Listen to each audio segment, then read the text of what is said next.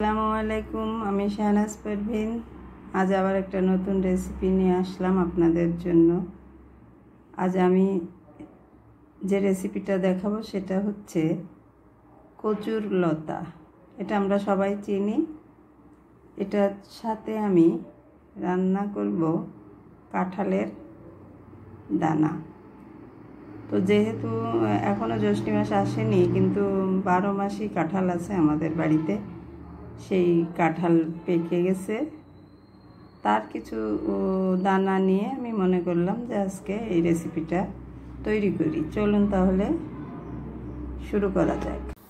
চুলায় একটা পাত্র নিয়েছি, এবার এর ভিতরে আমি পরিমাণ মতো সরিষার তেল দিয়ে দিয়েছি। তো পাত্রটা গরম হয়ে গেছে।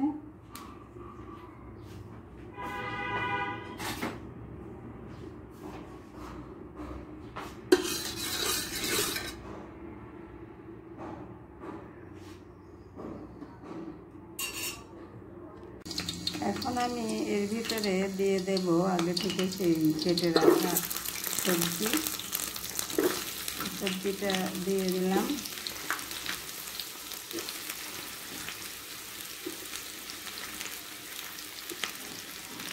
এবার আমি কাঁঠালের দানাগুলো এর ভিতরে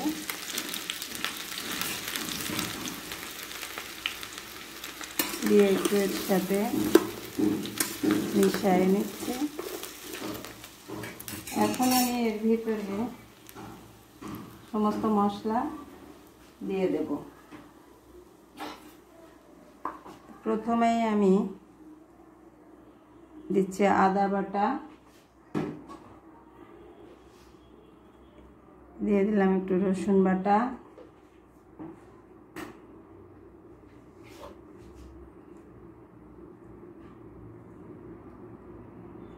একটু পেঁয়াজ বাটা,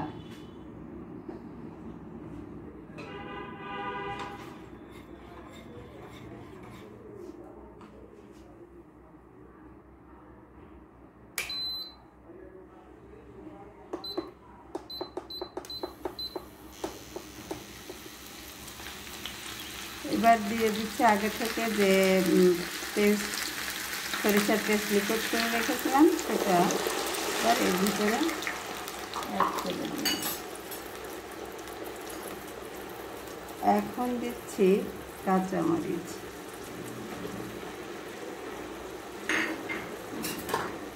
দিয়ে এবার একটু নেড়ে এটা ভালোভাবে মিশিয়ে নিচ্ছি।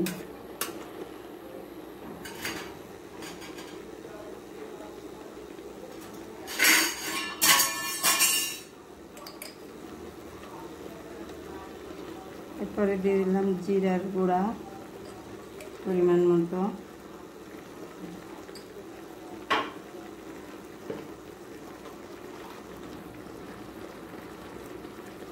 স্বাদ মতো লবণ,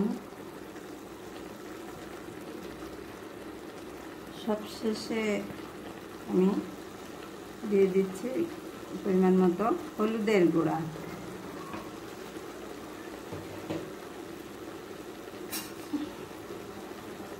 দর্শক, আমার এর ভিতরে সব উপকরণ দেওয়া শেষ। এখন যে জিনিসটা দেব সেটা হচ্ছে নারিকেলের দুধ। আমি নারিকেলের দুধটা আগের থেকে করে রেখেছি, এখন আমি সেই দুধটা এর ভিতরে দিয়ে দিলাম।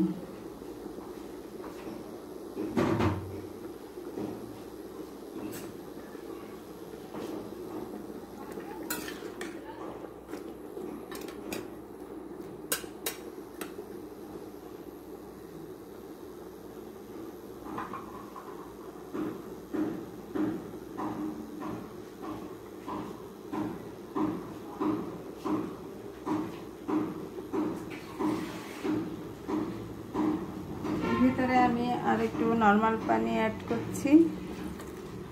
এবার আমার এভাবে রান্নাটাই শুরু এভাবেই রান্নাটা শেষ করব। রান্নাটা শেষ হওয়া পর্যন্ত দেখতে থাকুন।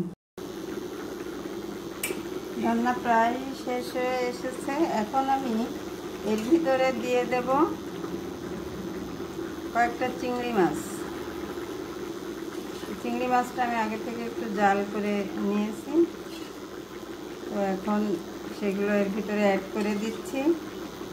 রান্না প্রায় শেষ। দেখেন কচুর লতা রান্নাটা কত সুন্দর হয়েছে।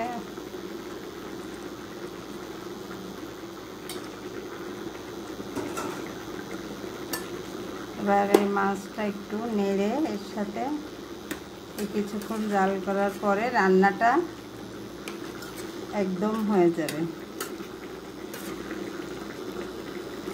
তো দর্শক, এই যে কচুর লতা, এটা আমাদের নিজেদের বাড়ি হয়েছিল, তো সেখান থেকে এনে রান্না করব ভাবলাম, তো মনে হলো আপনাদের সাথে একটু শেয়ার করি, তাই আজকে এই রেসিপি শেয়ার করা। তো ঠিক আছে দর্শক, এই পর্যন্ত দেখতে থাকুন এবং আপনারাও বাসায় এইভাবে রান্না করবেন, দেখবেন অবশ্যই সবাই খুব মজা করে খাবে। লতি রান্নাটা দেখেন কত সুন্দর হয়েছে, দেখতেও যেমন সুন্দর হয়েছে, খেতেও ওরকম সুন্দর হয়েছে। তো আমি প্রতিদিনই আপনাদেরকে শর্টকাট পদ্ধতিতে আমি বাসাতে যাই রান্না করি আমাদের নিজেদের খাওয়ার জন্যে, কোনো এক্সট্রা প্রসেস ছাড়াই, সেরকমই আমি আপনাদেরকে দেখাই। তো যদি ভালো লাগে দর্শক আমার ভিডিওটা বা আমার রেসিপিটা যদি আপনাদের ভালো লাগে, তাহলে অবশ্যই লাইক, কমেন্টস এবং শেয়ার করবেন, সাবস্ক্রাইব করে পাশে থাকবেন। ধন্যবাদ সকলকে।